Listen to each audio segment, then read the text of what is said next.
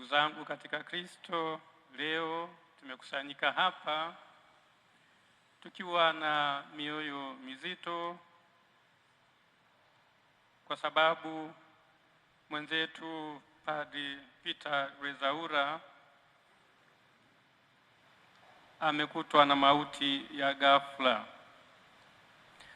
Tumebeba huzuni kubwa na maswali yasiyokuwa na majibu. Tunaomboleza kifo chake, padri aliyehudumia kanisa kwa miaka kadhaa. Alihubiri Injili, aliadhimisha sakramenti, aliwafariji wenye huzuni na mateso na kushiriki furaha ya wale aliowahudumia. Tumekusanyika hapa tukiwa na matumaini na katika mwanga wa ufufuko wa Kristo. Kifo kinapotokea ghafla, huwa tunajiuliza maswali. Kwa nini? Haikuwezekana kitu kufanyika kuepusha hili? Mungu alikuwa wapi wakati wa mateso au mahangaiko ya mtu? Leo hii hatupo hapa ili kupata majibu. Tumekusanyika hapa kusali na kuikabidhi roho ya Padri Peter Rwezaura kwa Mungu mwenye huruma isiyo na mipaka. Hatukuja kutoa hukumu, maana mwenye kuhukumu ni Mungu mwenyewe. Tukumbuke kuwa huruma ya Mungu ni kubwa zaidi kuliko udhaifu wa kibinadamu. Ndugu zangu katika Kristo, tuelewe kwamba binadamu ni kiumbe dhaifu.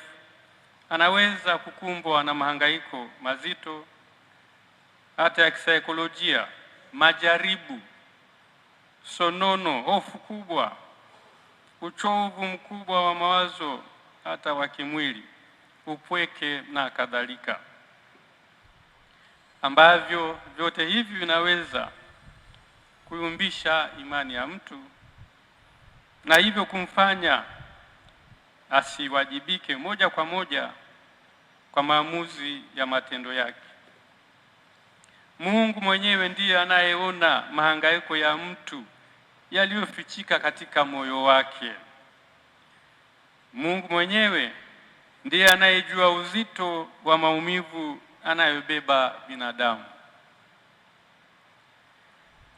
Na kwa kuwa Mungu mwenyewe ndiye anayeona kikamilifu, kanisa halikikati tamaa wokovu wa mtu anayekufa ghafla. Badala yake, kanisa huikabidhi roho yake katika huruma ya Mungu isiyokuwa na mipaka. Ndugu yetu Padri Rwezaura aliyelala hapa alikuwa binadamu kama binadamu wengine ambao ni dhaifu na wenye kuhitaji neema ya Mungu. Mapadi kawaida hubeba majukumu matakatifu, lakini pia hubeba mizigo ya kibinadamu. Wakati mwingine huteseka kimya kimya. Wakati mwingine huweza kujisikia wapweke japo wamezungukwa na watu. Ndugu zangu, leo hii ni siku ya kujisikia huruma ndani mwetu. Kristo mwenyewe pale Getsemani alipata mahangaiko makubwa na alisema, nina huzuni kubwa moyoni hata karibu kufa. Mathayo 26 mstari wa 38. Na pale msalabani Kristo alilia, Mungu wangu, Mungu wangu, mbona umeniacha? Mathayo 27:46. Kristo anaelewa zaidi maana ya kuachwa na kuteseka kuliko tunavyoweza kufikiria. Kristo kama binadamu aliingia kikamilifu katika mahangaiko ya kibinadamu, katika giza ambalo matumaini yanaonekana kuwa mbali.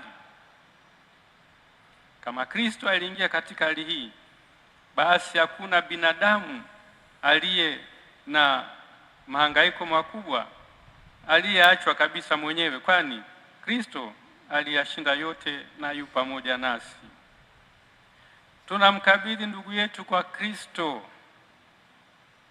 Tusisahau mema aliyotenda, misa alizoadhimisha kwa ajili ya watu, mangamo aliyotoa, ubatizo aliofanya, kutembelea wagonjwa, majitoleo yasiyoonekana aliyofanya, sala alizotolea kwa ajili ya watu.